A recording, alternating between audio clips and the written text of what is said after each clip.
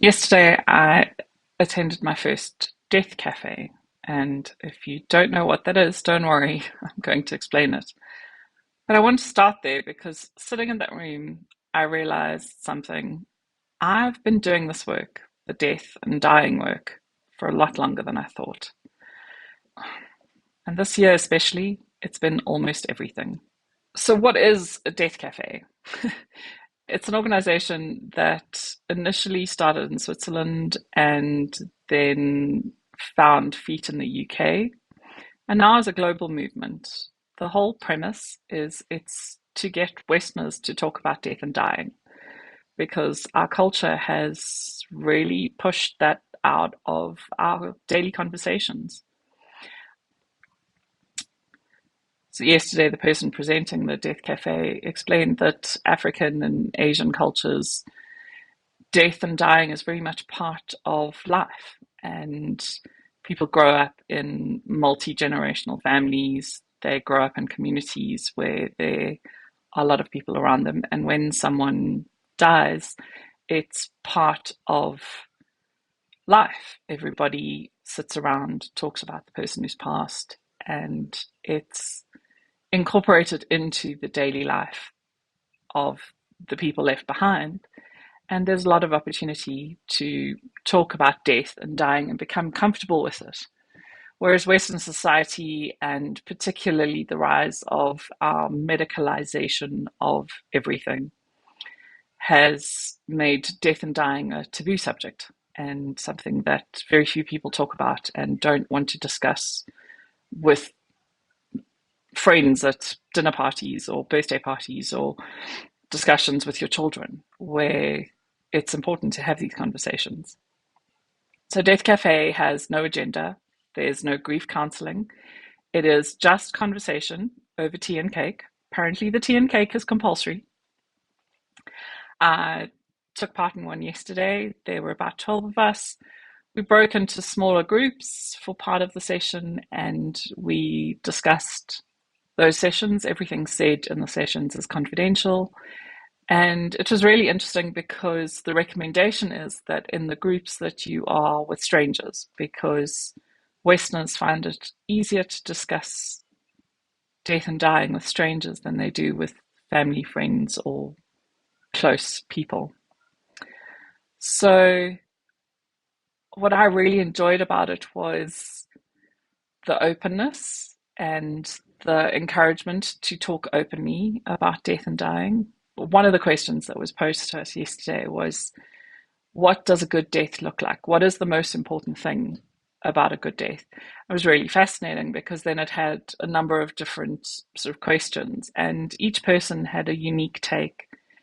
And the why of that unique take is what really sparked the conversations. I was really grateful for the conversation, but I think what really stood out for me was just how much I have been in the death and dying space over the last year. Before I go any further, if this is the kind of conversations you want more of, hit subscribe. I make videos like this every week. This past year has been saturated with death and dying, if I'm honest. First was my husband's father, who passed away in August of 2025. And then the whole year I had been working on my book and finalizing my book, which meant reliving all of my pregnancy losses and the parts of death and dying that go with that, the miscarriages and the terminations. And part of that grief was also reliving the story of Jill and Connor, who are my children's namesakes. She was my best friend and her son, who passed away in a tragic car accident very suddenly. In writing the book, I was having to relive a lot of those memories as well. Then in November, it was Brian's mum who passed away. She left this world to be with her husband, and she chose her time to go, I believe. But it has been traumatic for Brian and his brother to lose both their parents within such a short space of time. Soon after that, having a chat with a friend who discovered that he had cancer, ended up having surgery in early December. By January, was not doing well at all, and he passed away in February. And so to lose him, who I was very close to and was really starting to build a relationship with, was quite difficult. And so it's been a year of death and dying. It's been lots of conversations with funeral homes, and interestingly, we also took a funeral home on as a client and were working on their website. Not that it finalized in the end, but so there was a lot of talk of death and dying even before we were actually dealing with actual losses. And so I've spent quite a lot of time thinking, working, reading all about death and dying, and then living it over the last few months. And what I've realized as well is that experiencing the pregnancy losses as I have, and how much that plays a role in the story of life, being quite vocal about it with my children, that not always does pregnancy equal baby, and being able to have conversations with them around death and dying, losing both their grandparents that live with us, and then me losing my friend, and also talking about the babies.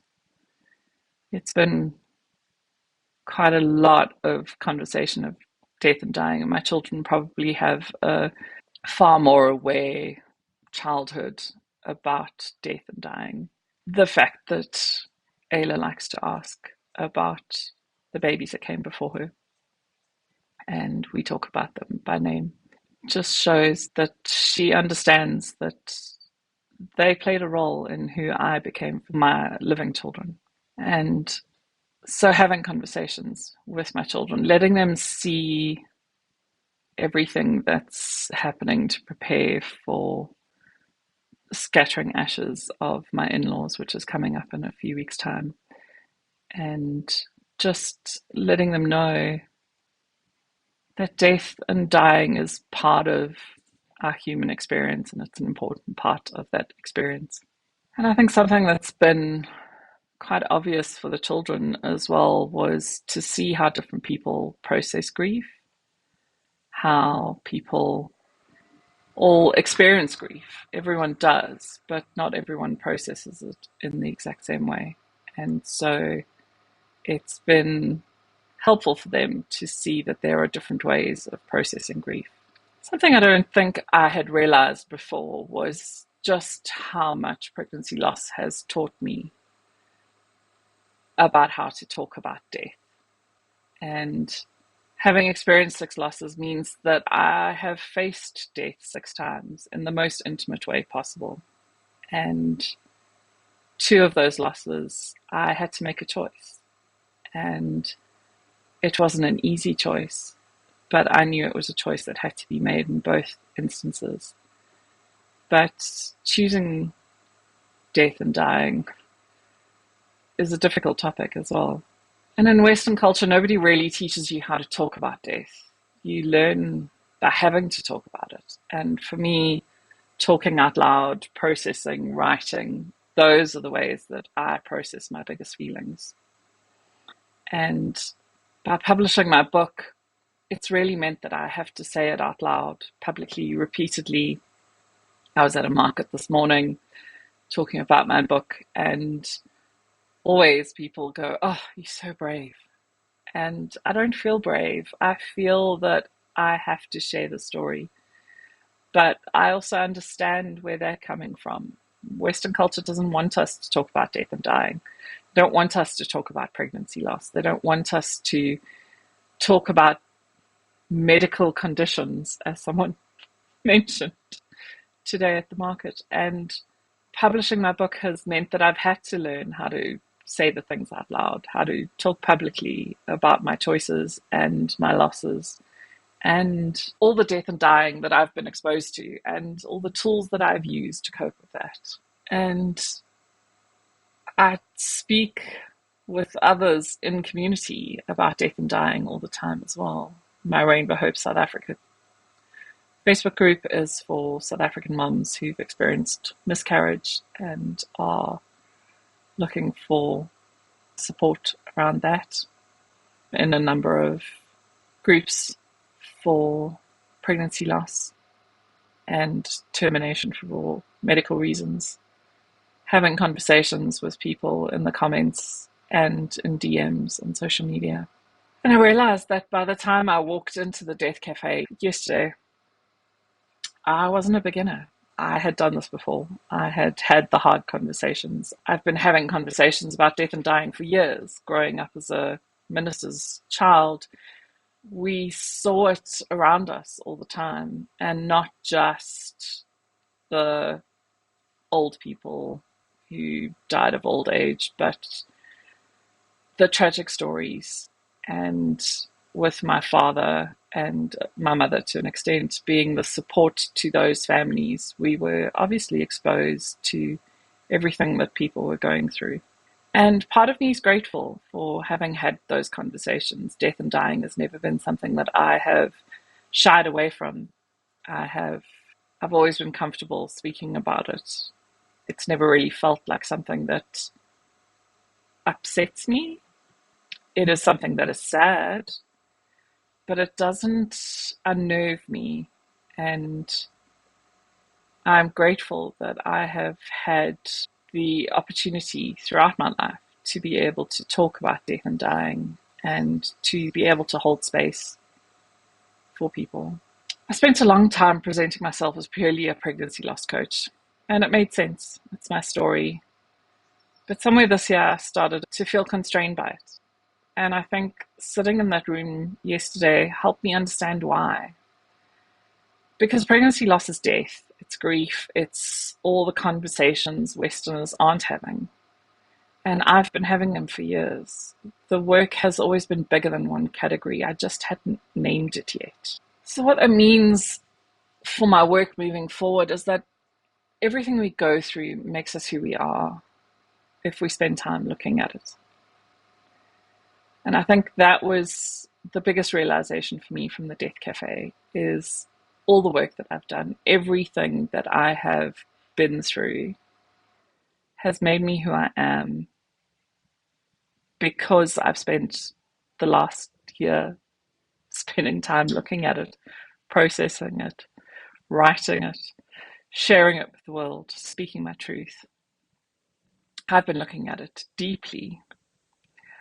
And that's what makes me so equipped to hold these conversations, knowing that I have experienced death myself, but also I have held others through their own moments of processing death and dying. Grief doesn't have a category, it doesn't stay in its lane, and neither should the conversation. My pregnancy losses may have caused me deep and intense grief, but it also highlighted what I hadn't yet grieved from my friendship with Jill, or how desperately sad it was that her son was lost as well. My pregnancy loss grief was years ago, and yet it was highlighted as I grieved my friend this year. And so grief comes and goes. It's with us always. It's in the forefront, and then it goes on the back burner. And I can hold that space because I've been there and I've held those feelings. And I want to walk this path with you. If you've been in any of these conversations this year, whether it's pregnancy loss or losing someone you love, or just trying to figure out how to talk to your kids about the fact that people die, I want you to know you're not doing it wrong. You're doing something that most people never attempt, and that matters. I'll see you next week. If this resonated, share it with someone who needs permission to talk about the hard stuff. And I'll be here next Monday.